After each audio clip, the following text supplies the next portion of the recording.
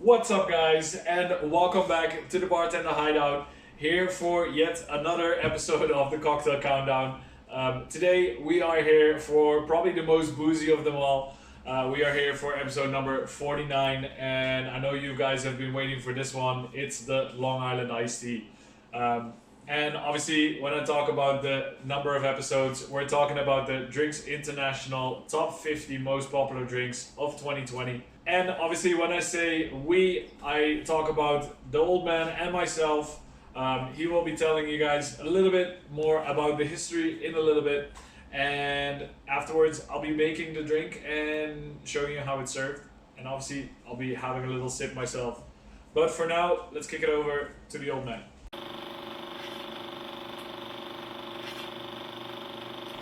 Ah, hi there, and welcome back to Story Time with me, Uncle Bob. Today we will be having a chat about the Long Island Iced Tea. This is actually one that has two origin stories.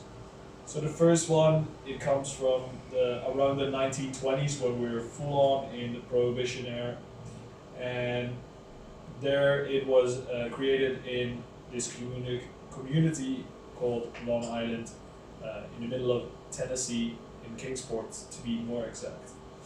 Supposedly, this version was made by one old man bishop, or at least that's how they knew him back there.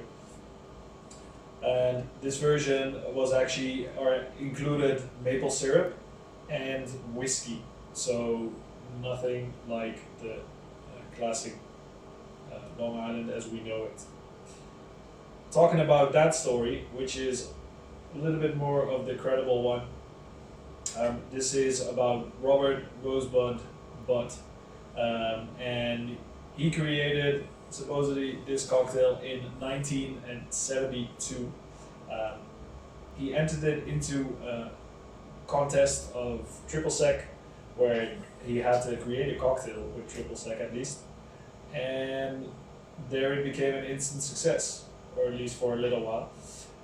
So when it comes to the classic of that Robert made, um, it was kind of loved in a way by some, but also criticized by others, just because of the sheer amount of booze that went in there.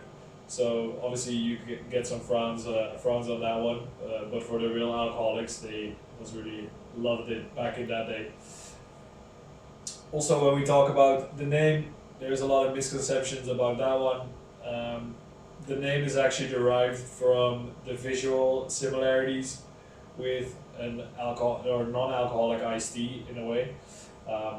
It doesn't actually have any iced tea in it, which is what a lot of people came to believe, obviously, after a while, which makes sense because it definitely does look like it has some iced tea in it.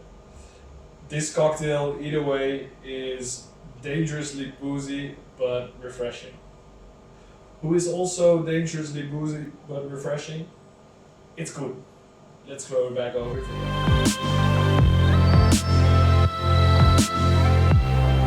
Hi there, and welcome back from Uncle Bob. Okay, so let's get down to business with this one. This might be one that is a little bit more popular than when you look at how high it is up on the list, or how low it is actually. I think most people know about the Long Island. Have heard about it. Like, if you want to get smashed, you should get a Long Island. It's not. I mean, it's not a lie. But obviously, I'm gonna show you guys how I personally make the Long Island. There is multiple ways of making this one. I've seen multiple people do it in a different way. Again, this is how I make my Long Island iced tea. Yeah, as said, like, there's people that build it straight up in the glass. I think it can do with a little bit of shaking, so that's why I'm making mine in a shaker. So let's get through this list, because whoever knows a little bit about Long Island knows we've got a bunch of ingredients to go through. And we're gonna start off with our Aristov vodka. The one nice thing about this cocktail is that it's all basically, except for one ingredient maybe, it's all the same measurement, so we're gonna go with 15 milliliters or half an ounce. So we have about 5 pieces of alcohol to go through, so all of them are going to be 15 milliliters. But let's start off with our vodka. There we go. That's all we need. I guess it always sounds like more as well to people if you say it has 5 different types of alcohol, but it's just 15 milliliters, so it truly isn't that bad. Then our next ingredient is going to be Bacardi, or at least I'm using a Bacardi. Normally it's a white rum, so if you have something like Captain Morgan or anything similar, that's obviously also fine to use, but I think Bacardi for this one is, you don't need any like fancy spirits with this one, just your basic spirits is more than enough. Then we use Jose Cuervo for tequila. Again, fill that one in with your own tequila that you have in your liquor cabinet or somewhere else, or at your local liquor store. Then for alcohol number 4, we're at Bombay Sapphire. So this is your normal gin, like a standard gin. So we'll go again, obviously 15 milliliters or half an ounce for that one. And then as a last ingredient for when it comes to alcohol, at least, we have our Cointreau or triple sec. This one is actually just a triple sec in general, so that whole family of spirits, you want to kind of go with that one if you take anything else than a Cointreau. So 15 again. And that is it for the alcohol. Should be enough, right? Let's get to adding a little bit more flavor, and for that we're gonna need some freshly squeezed lemon juice, which I already have here. And to do that, we're gonna add 30 milliliters straight to the shaker. Then the one thing that might be controversial for some people, maybe not, in a lot of recipes they use sugar syrup. I actually choose to not use it because I think it tastes better without. So that's why I'm not adding any sugar syrup. But if you're more on the sweeter side, you then definitely go for it. I would say try it with both, see what you like better, and then go for whatever suits you more. Yeah, so it's time to at least start shaking this one. So obviously add our ice, then give it a good little shake.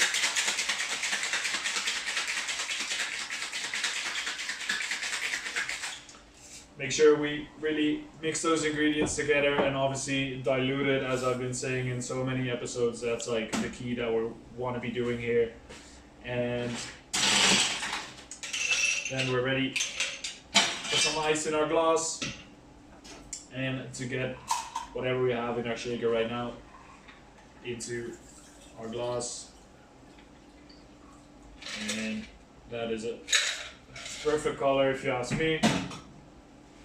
And then, of course, the last thing we do is we're gonna add the iced tea. Ha, got you there. Actually, we have some cola, of course, or Coca-Cola, whatever you have. That is gonna be our addition. Obviously, with a name like this, you would say it might have some iced tea in there, but it's mainly, well, actually, I shouldn't have to tell you, Uncle Bob already did, so you already know what's going on. And then as a final hint, we'll garnish it. As you know, I like my dehydrated stuff with a lemon wheel. Dehydrated, of course. If you don't have it, it's fine to just add a lemon wheel. That is like a normal lemon. But yeah, that is it, guys. That is our Long Island iced tea. Okay, so as usual, let's give this one a try.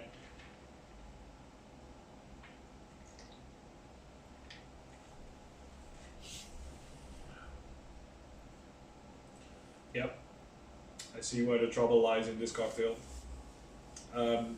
As I think it's meant to do, or at least how it was maybe designed, it's supposed to not let you think or not make you feel or taste that there's that big amount of alcohol in there, or at least those numerous amounts of alcohol in there. So that kind of can creep up on you if you obviously drink a lot of these or a couple of these already. But flavor-wise, I must say it's quite nice. It It obviously has the lemon shining through a little bit, and you kind of get a like. It's weird because you have kind of a blend of flavors.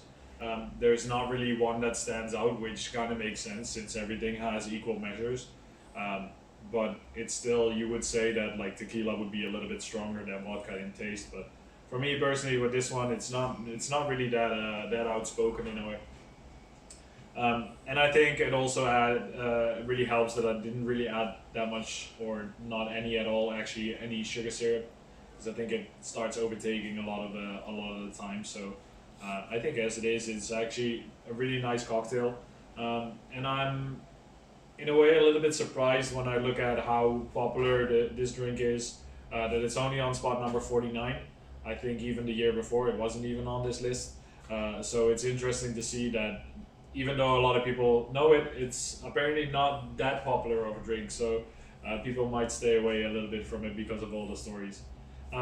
Either way, that is I think all I have for you for this week, guys. So as usual, make sure to try it yourself at home. See if you like it. If you make this one a completely different way, also let us know. We're dying to hear what you think of these cocktails. But yeah, as usual, make sure you drop a like on this video and also subscribe to the channel because a bunch of you guys aren't subscribed just yet.